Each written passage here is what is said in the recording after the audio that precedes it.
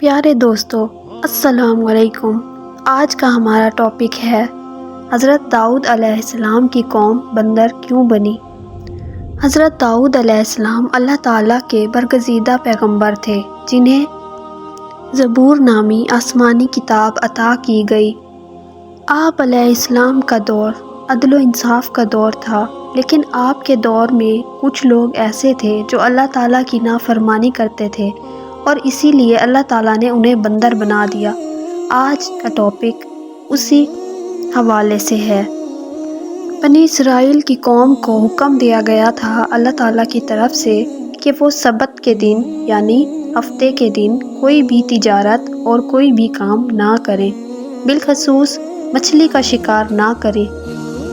یہ ان پر صرف ایک آزمائش تھی کہ وہ اللہ تعالیٰ کے کتنے فرما بردار ہیں۔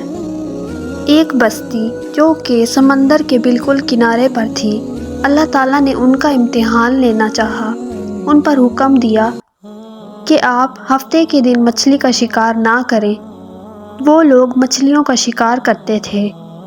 اللہ تعالیٰ نے ان کا امتحان لینے کے لیے مچھلیوں کو باقی دنوں کے لیے ناپید کر دیا۔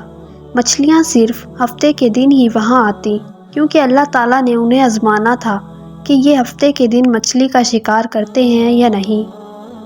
بستی کے لوگوں نے اللہ تعالیٰ کے فیصلے کو چالاکی سے توڑنے کی کوشش کی۔ انہوں نے ایسا کیا کہ سمندر کے کنارے پر بہت سارے گڈھے بنا دیے، جس کی وجہ سے جب بھی پانی وہاں آتا تو ان گڈھوں میں پھنس جاتا اور مچھلیاں بھی وہاں پر پھنس جاتی۔ وہ وہاں پر مچھلیوں کو پھنسنے دیتے تاکہ اتوار کے دن وہ مچھلیوں کو وہاں سے نکال سکے، تاکہ اللہ تعالیٰ کی نافرمانی بھی نہ ہو اور وہ مچھلیاں بھی پکڑ لیں۔ یہ ایک دھوکہ تھا، کیونکہ اللہ تعالیٰ دل کے حال کو بہت بہتر جانتا ہے، لیکن انسان اس بات کو نہیں سمجھ سکتا۔ جب اس برے عمل کا رواج بڑھنے لگا تو حضرت داؤد علیہ السلام نے اور کچھ نیک بزرگوں نے ان لوگوں کو سمجھانے کی کوشش کی کہ یہ تو اللہ تعالیٰ کی کھلی نافرمانی ہے اور اس طرح اللہ تعالیٰ کا عذاب نازل ہو سکتا ہے، لیکن ان لوگوں پر اس بات کا کچھ اثر نہ ہوا۔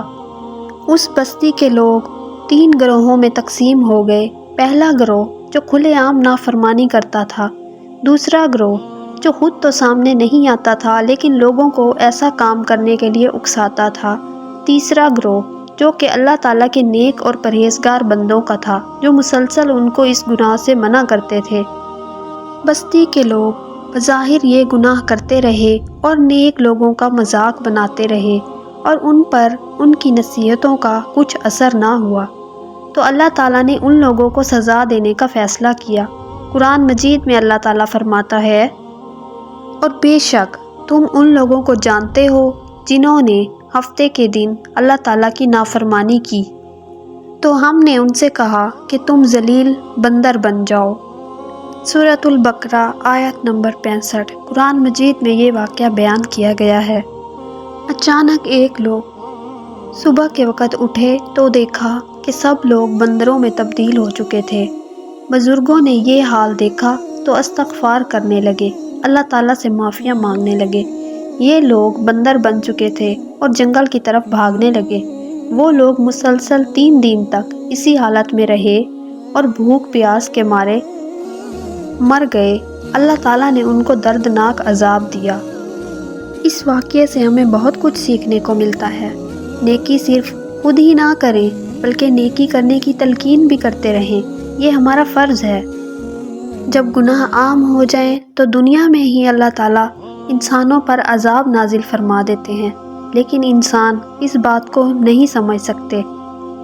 اللہ تعالیٰ ہمیں اور آپ سب کو اللہ تعالیٰ کی فرما برداری لوگوں میں شامل کرے، آمین۔